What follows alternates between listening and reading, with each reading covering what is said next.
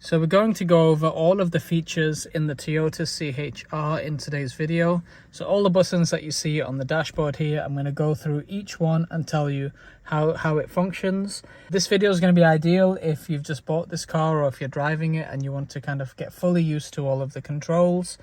If you have any questions about anything, then just write them in the comment section below and I'll do my best to kind of get back to you as soon as possible.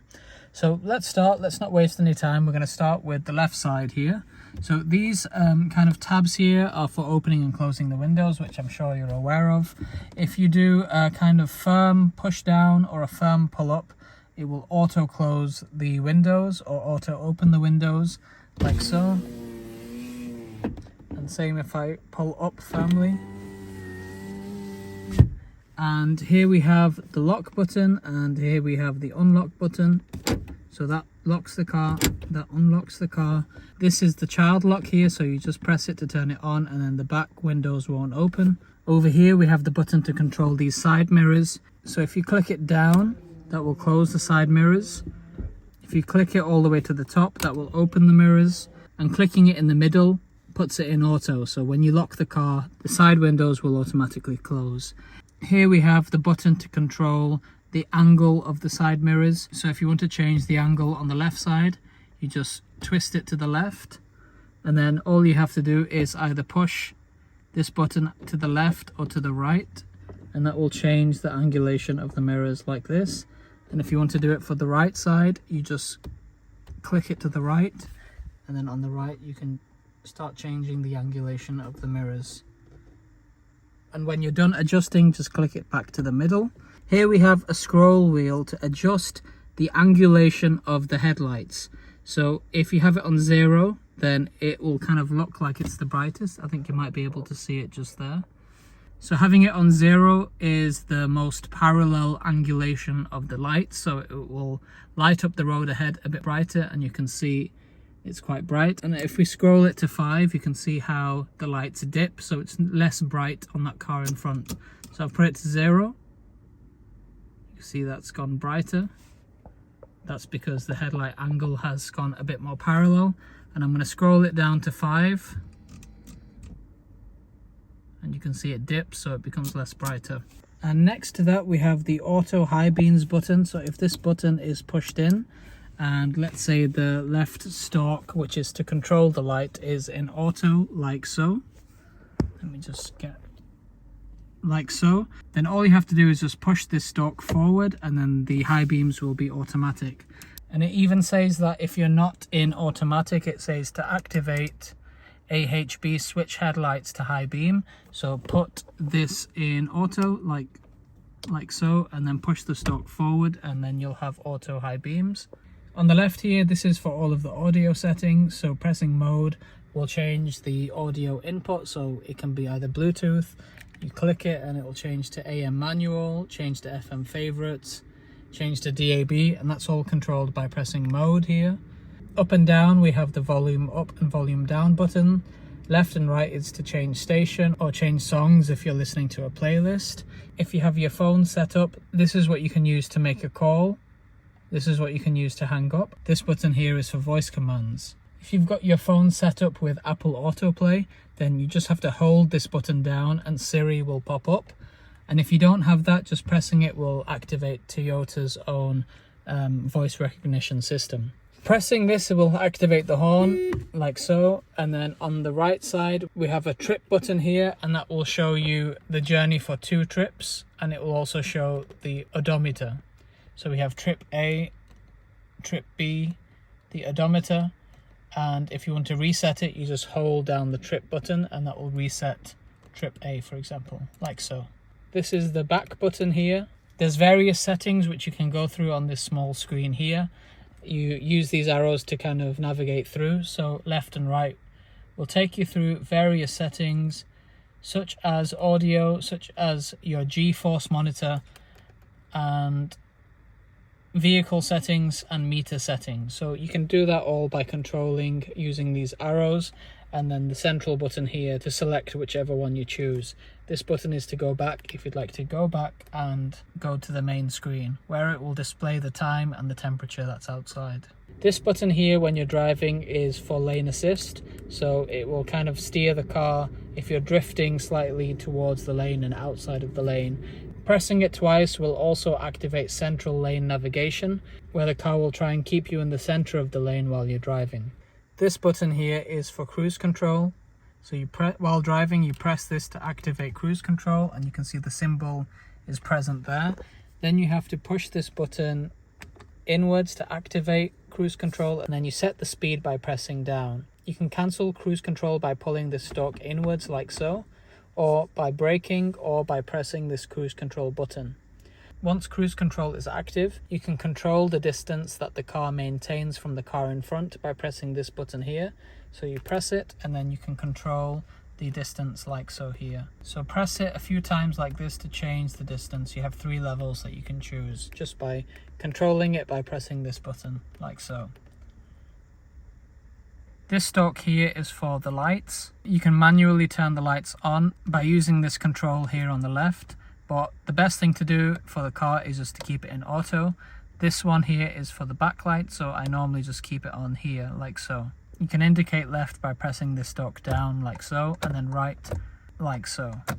High beams are currently automatic, but if it wasn't on automatic, pushing the stalk forward would activate the high beams, and then pulling it inwards will flash the headlights like so. But I always keep it in this position here. The stalk on the right controls the wipers. So if you want to do a singular wipe of the front wipers, you just push your stalk upwards like so, and it'll do a singular wipe.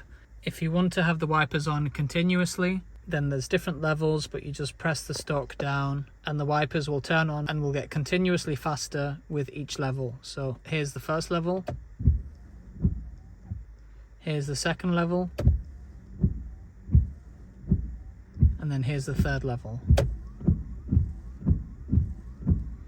To have the wipers on auto, just keep it in this position like so.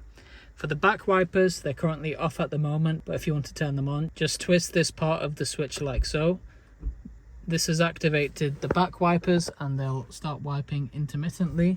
And you can see that by those 3 dots there, that's the intermittent. And if you want them on continuously, you just move it to this level there. So they're wiping now continuously. You pull this tab if you'd like the screen wash to come out from the front. So you pull it towards you. If you want the screen wash on the back, you push it away from you, like so. We're going to turn this off now. Underneath the steering wheel, we have a tab here, so if you push this down, like so, you'll be able to move the steering wheel up and down, bring it out, push it in, and then once you've found the ideal position, you can just pull this back up and it'll lock into place. These buttons here are for controlling the AC. You have dual AC here, so you can control the left side and the right side separately. If you want to turn the AC on, it's very simple. Just push this button up and it will turn on. With this button you can control the level of the AC, so pushing it up makes it higher and pushing it lower reduces it. This tab here is for the direction of where the AC is blowing, so currently it's up. If I push it down, it's up and down. And if I push it down again, it's just to the legs. Pressing it one more time is for defrosting. Same with this button here is to defrost the front windshield. This button here is for the rear window. And to turn the AC off, you can either press the off button here, or you can press this all the way down to the bottom. To change the temperature, you can do it from here by going up and down, and you can do the right side separately as well by going up and down. The vents are here at the front, so you've got one here, 2 here, and you've got 1 there as well. You can control the amount of ventilation with these scroll wheels here, and this will change the amount of air that's coming through. This button here is for the hazard lights, so pressing this will turn on the hazard lights, like so. This button here is to turn the AC off, like so. Over here we have the button to change gears. There's a small button just here, which you'd need to press if you're changing into drive, like so. So you'd have to press that button first and then change it into drive. Same if you want to put it on park, you have to press that button up and then go into park. If you want to go into reverse, again, you have to press this button and then put it into reverse. Press this button again, put it into drive. Press this button again and put it back into park. Once you put the car in park, this handbrake automatically turns on. If you're driving, for example, in the city and you want to have kind of like an auto handbrake, pressing this button will do that. This button here is to put the car in EV mode, and this button here is to turn the traction control off. Over here at the top, we have the button for the interior lights. So this is for the left side, this is for the right side. This button here says door, and that turns the lights on when you open the door. Over here is the SOS button here, which you would need to register. And over here we have the media interface. All this here is very self-explanatory. We're on the home button at the moment. You can actually customize what's shown here on the home screen, but let's go through it very quickly. So you have the menu here, so you can change audio, phone, settings, you can check information of the car, and you can set up various things. On audio, you can change the source of where the music's coming from and change various audio settings. With navigation, it says it's not available on your system, but if you've connected your phone to the car and you have Waze or Google Maps, then that will show up here once your car is connected. This dial here is for the volume, so turn it to the right if you want to have your music louder, to the left if you want it quieter, and press it if you want to turn it off. This button here is to access things through your phone. So once you've pressed that button, you can see your call history, your favorite contacts, all of your contacts. There's a keypad here and you can select device and see your messages as well. The setup button is to change various features in this media system. So have a playthrough here and you'll be able to do quite a few things, including vehicle customization and general settings as well. This scroll wheel here on the right is for changing the track, or if you're on the radio, to change radio station by just turning it to the right or left. You'll be able to adjust which radio station you're on. So I think that's pretty much everything. There's a USB slot there on the right side. You press this button here and the glove box will open, and that is pretty much everything. If you have any questions about anything I've discussed today, then leave a comment in the comment section below, but we're all done, and thank you very much for watching.